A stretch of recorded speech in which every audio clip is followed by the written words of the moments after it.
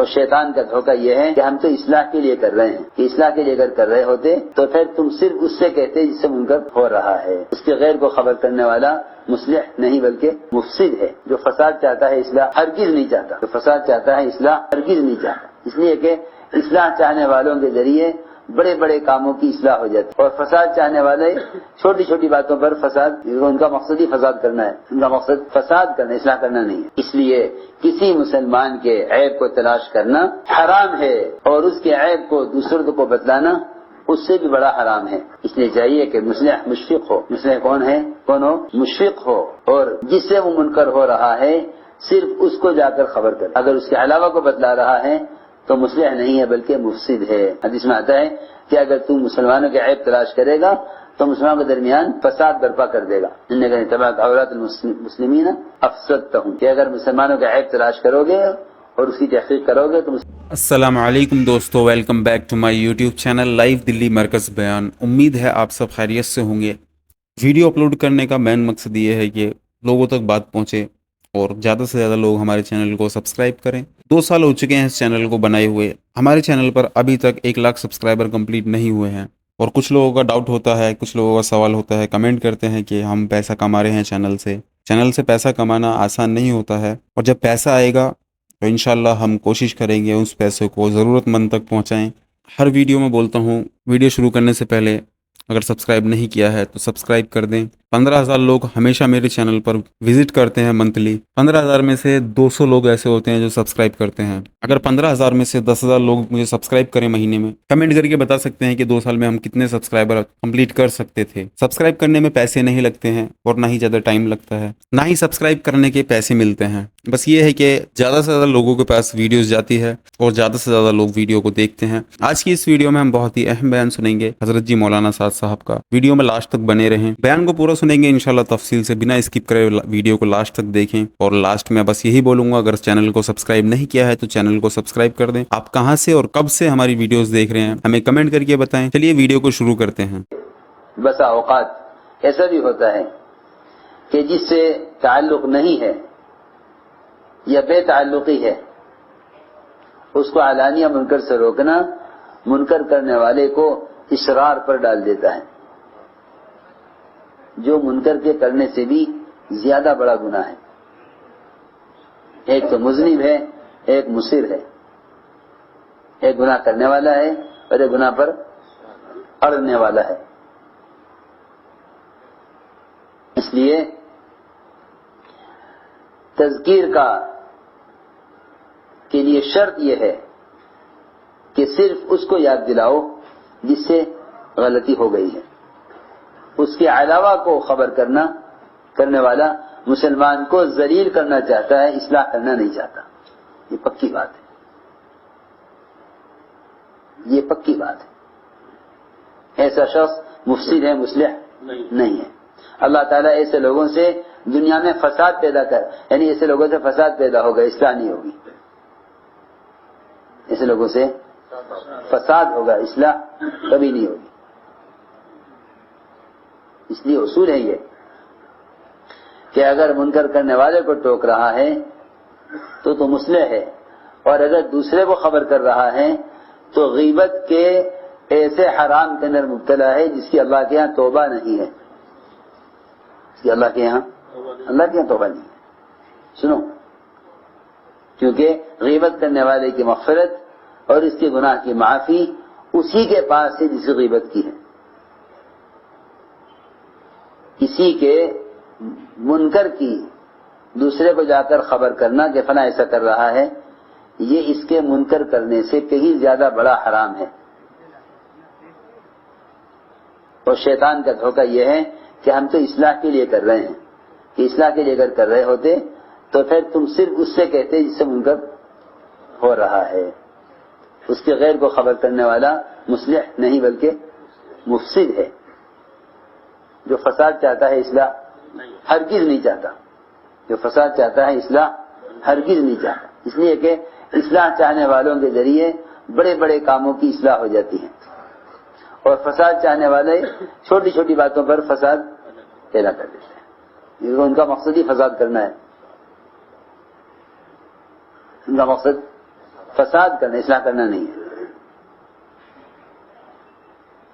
اس لیے کسی مسلمان کے عیب کو تلاش کرنا حرام ہے، اور اس کے عیب کو دوسروں کو بتلانا اس سے بھی بڑا حرام ہے۔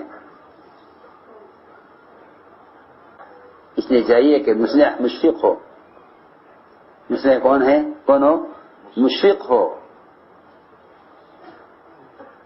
اور جس سے وہ منکر ہو رہا ہے صرف اس کو جا کر خبر کرے۔ اگر اس کے علاوہ کو بتلا رہا ہے تو مصلح نہیں ہے بلکہ مفسد ہے۔ حدیث میں آتا ہے کہ اگر تم مسلمانوں کے عیب تلاش کرے گا تو مسلمانوں کے درمیان فساد برپا کر دے گا۔ انہیں کہا تبعت عورات المسلمین افسدتہم، کہ اگر مسلمانوں کا عیب تلاش کرو گے اور اس کی تحقیق کرو گے تو مسلمانوں میں فساد پیدا کرو گے۔ اس لیے شریعت کا علم نہیں صرف بلکہ تربیت کا علم بھی سیکھو۔ اس کا تربیت کا علم بھی سیکھو۔ یہ تربیت کا کیا طریقہ ہے؟ خلفاء راشدین اپنی رعایا کی تربیت کیسے فرماتے تھے؟ کیا اصول تھے، کیا ضابطے، کیا طریقے؟ اس لیے وہ مسلمان کے فعل کی تعویل کرتے تھے تاکہ گناہ ثابت نہ ہو۔ اب تعویل کا مزاج بالکل نہیں ہے۔ مسلمان کے عیب کو چھپانا، مسلمان کے عیب کو چھپانا اور اس کو دوسرے پر ظاہر نہ کرنا، صرف منکر کرنے والے کو اس کے منکر کی طرف متوجہ اور متنبہ کر دینا، یہ تو اصلاح کا راستہ ہے۔ اور اگر دوسرے سے کہہ رہا ہے تو غیبت کے اندر مبتلا ہے۔ غیبت میں اس کو جس سطح پر بھی اس کی اشاعت کرے گا اسی سطح کے حرام میں مبتلا ہوگا۔ جس سطح سے بھی جتنی بھی اشاعت زیادہ کرے گا اتنی غیبت میں زیادہ، اتنی غیبت کے اندر زیادہ مبتلا ہے۔ اگر ایک کو بتلاتا ہے تو غیبت کا اتنا درجہ ہے، دو کو بتاتا ہے تو اس سے زیادہ، 100 کو بتاتا ہے تو اس سے زیادہ۔ جہاں جہاں تک اس کی غیبت کی خبریں پہنچیں، مسلمان کے عیب کو جہاں جہاں تک کھولتا جاوے گا اتنا ہی غیبت کے حرام میں آگے بڑھتا جاوے گا۔ پڑھے لکھے بھی اس غیبت کے گندے اور حرام عمل کے اندر مبتلا ہیں۔ وہ کہتے ہیں ہم تو اصلاح کر رہے ہیں، کہ نہیں، اصلاح کا طریقہ یہ نہیں ہے، اصلاح کا طریقہ یہ نہیں ہے۔ اصلاح وہ کر سکتا ہے جو مسلمان کو رسوا کرنے سے بچانے کی کوشش میں ہو، وہ مصلح ہے۔ جو مسلمان کو ذلیل کرنا چاہتا ہے وہ مصلح نہیں ہو، چاہے وہ کوئی بھی ہو۔ اگر کوئی شیخ وقت ہے،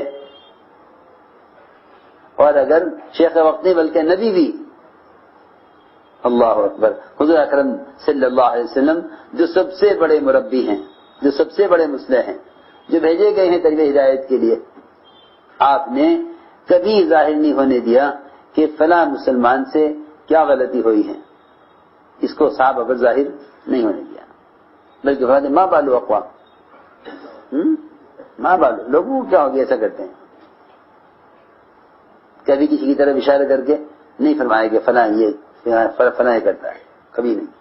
اس لیے آپ صلی اللہ علیہ وسلم صحابہ کے سامنے ایک دوسرے کے فضائل تو بیان کرتے تھے، ایک دوسرے کی کمزوریاں بیان ہرگز نہیں کرتے تھے۔ یہ کہیں بھی نہیں ملے گا کہ آپ صحابہ سے صحابہ کی کمزوریاں بیان کریں، آپ صحابہ کے فضائل بیان کرتے تھے۔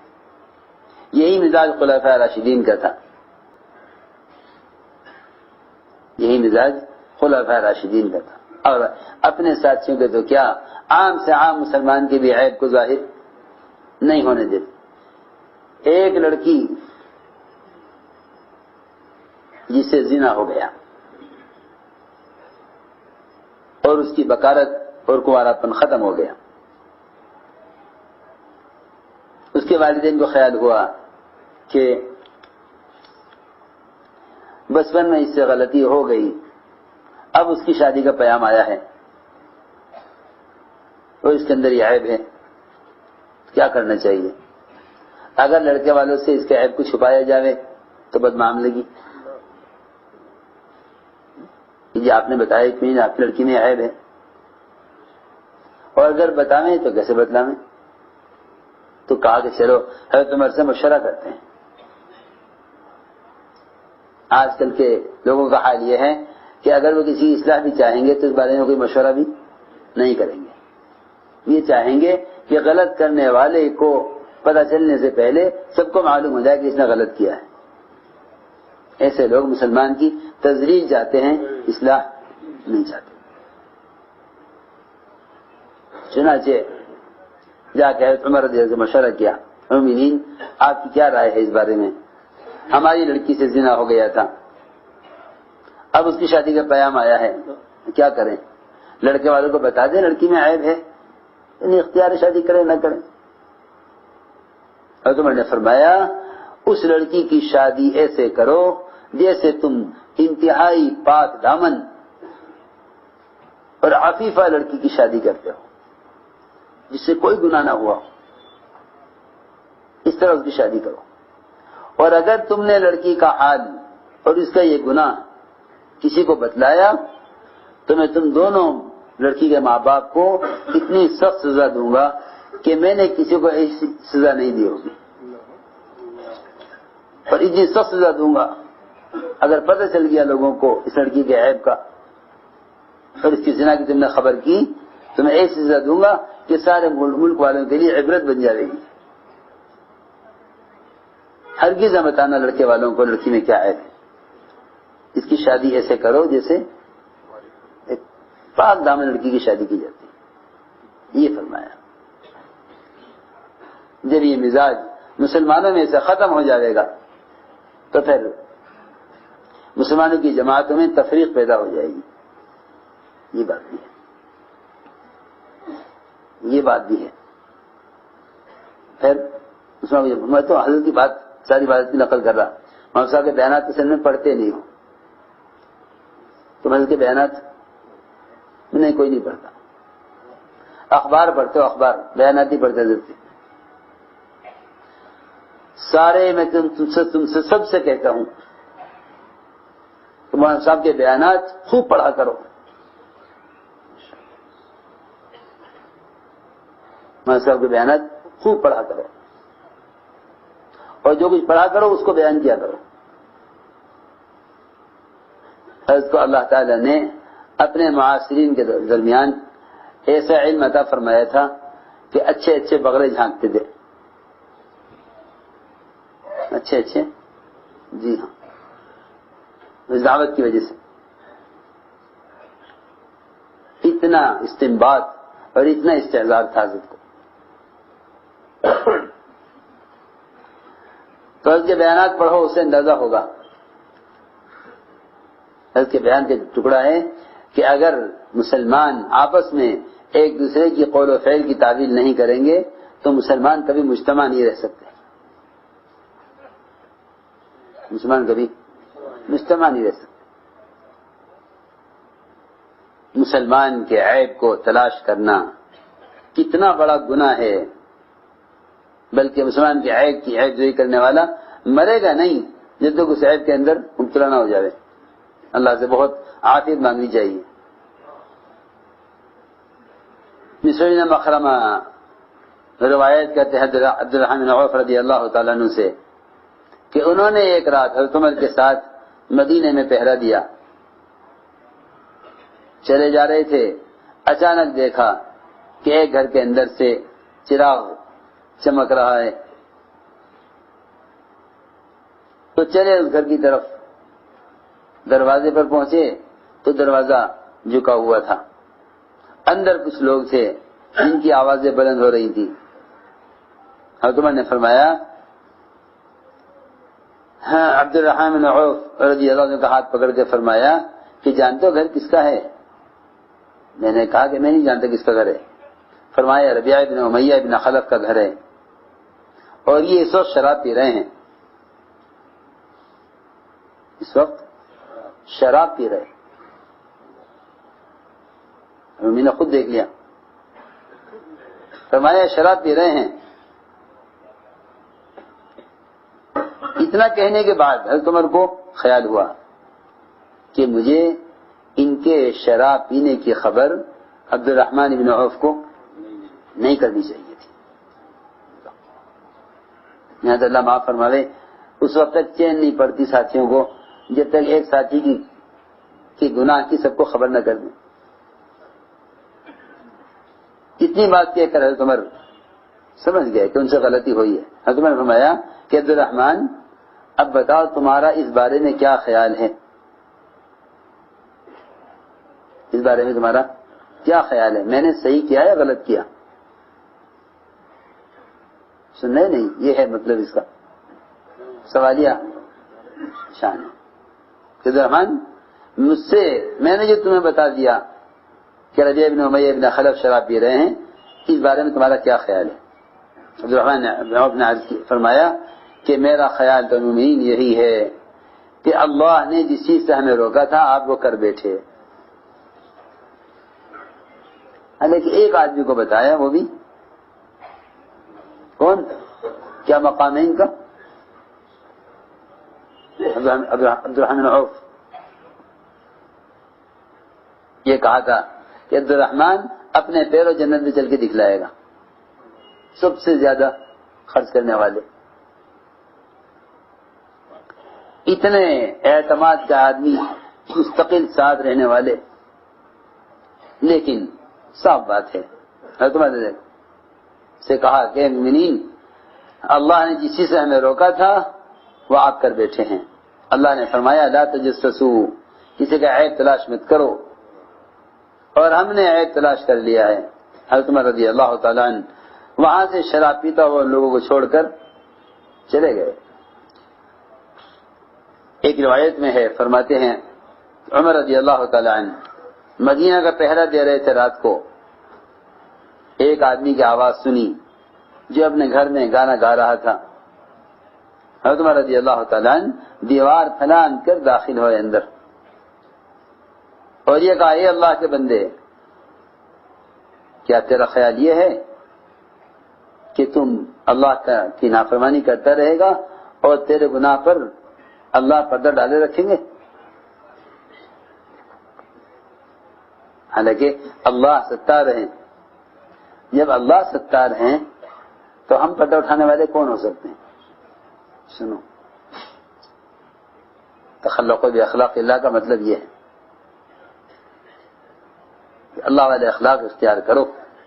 جب اللہ تعالیٰ کی ایک صفت ستار ہے، جی ہاں، جس کو عذاب دینے اور حساب کرنے کا پورا حق ہے، جب وہ ستار ہے تو جن بندوں کے پاس عذاب اور حساب کا اختیار ان کو نہیں ہے تو وہ کسی کا پردہ اس کے گناہ سے کیسے اٹھا سکتے ہیں؟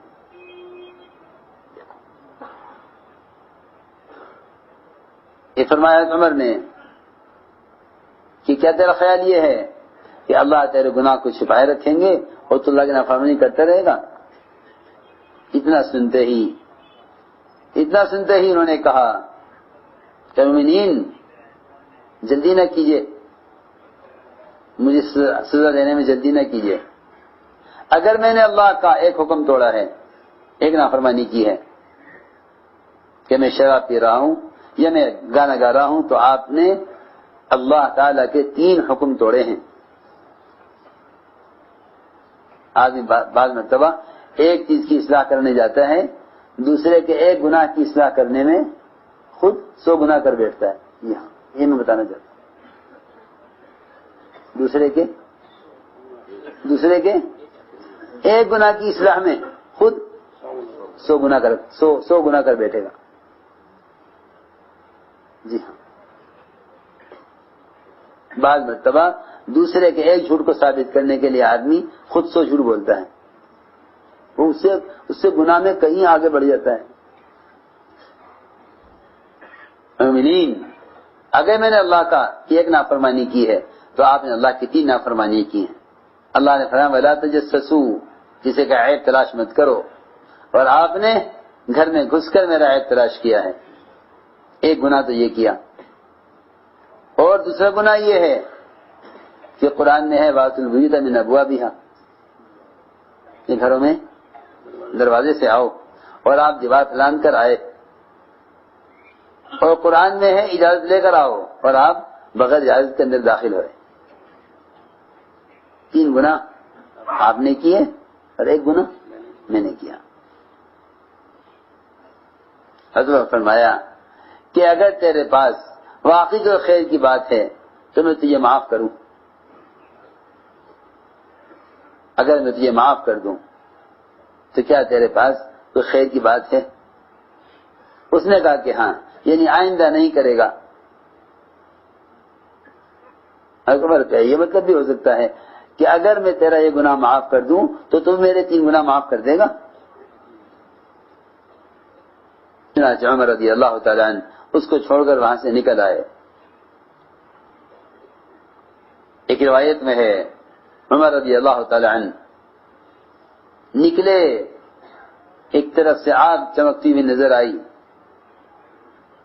رات کا وقت تھا، عبداللہ بن مسعود رضی اللہ تعالیٰ عنہ عمر کے ساتھ تھے، اس روشنی کی طرف چلے، یہاں تک کہ گھر میں داخل ہو گئے، دیکھا کہ ایک گھر میں چراغ جل رہا اور درمیانی رات کا وقت، اور ایک بڑے میاں بیٹھے ہوئے ہیں جن کے سامنے شراب رکھی ہوئی ہے، اور ایک گانے والی ناچنے والی ناچ رہی ہے، ایک گانے والی گا رہی ہے۔ بڑے میاں اتنے گناہ میں اتنے مصروف تھے کہ انہیں حضرت عمر کے آنے کا پتہ نہ چلا۔ حضرت عمر نے فرمایا کہ میں نے اس رات جیسا برا منظر کوئی نہیں دیکھا کہ ایک بوڑھا آدمی جو اپنی موت کا منتظر ہے اس گناہ میں مبتلا ہے۔ بڑی میاں نے سر اٹھا، فرمایا، بڑی میاں نے عرض کیا، ہاں مومنین، میں جو گناہ کر رہا ہوں تو کر ہی رہا ہوں، لیکن آپ نے جو کیا ہے اس سے بھی زیادہ برا کیا ہے، آپ نے جو کیا ہے وہ اس سے کہیں زیادہ برا کیا ہے۔ آپ نے عیب تلاش کیا ہے، آپ کو اس سے روکا گیا ہے، آپ گھر میں بغیر سے داخل ہوئے ہیں، اللہ نے فرمایا دروازوں سے آؤ۔ حضرت عمر نے فرمایا تم سچ کہہ رہے ہو، فرمایا تم سچ کہہ رہے ہو۔ عمر رضی اللہ تعالیٰ عنہ یہاں سے نکلے، اپنے رونے کی آواز کو چھپانے کے لیے دانتوں سے اپنی چادر کو دبائے ہوئے، چادر کو منہ میں لیے تاکہ رونے کی آواز، رو رہے تھے اپنے گناہ پر،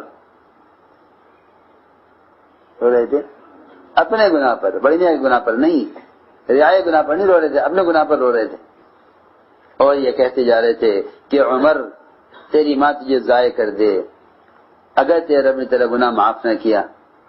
اب تک تو یہ گناہ چھپ کر کرتا تھا اپنے گھر والوں سے، اب تو یہ کہے گا کہ جب عمر نے دیکھ لیا گناہ کرتے ہوئے اب کس سے چھپانا، تو یہ کھل کر کرے گا، یہ زیادہ کرے گا۔ چنانچہ حضرت عمر کے مجلس میں بڑے میاں نے آنا چھوڑ دیا۔ کچھ مدت کے بعد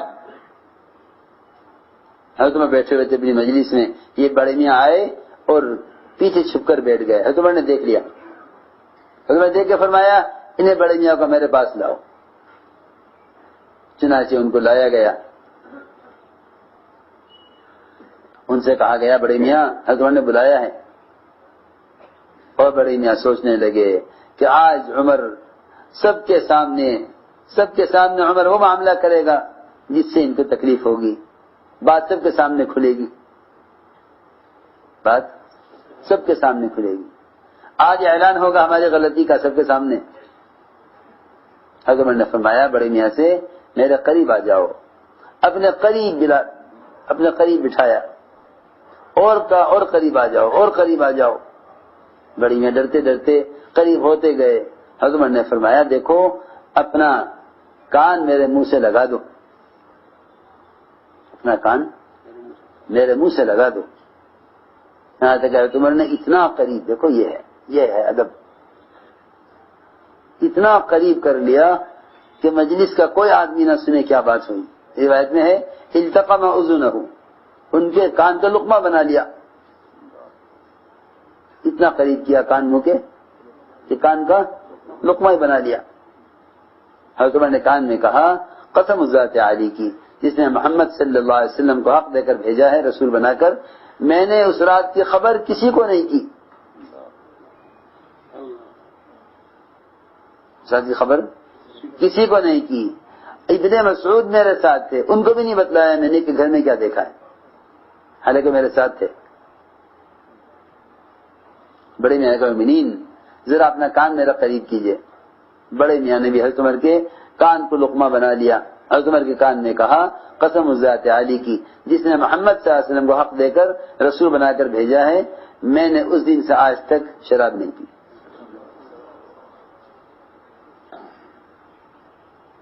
یہ ہے، اگر لوگوں کی اصلاح کرنا چاہتے ہو جی ہاں تو عیب کو چھپانا پڑے گا۔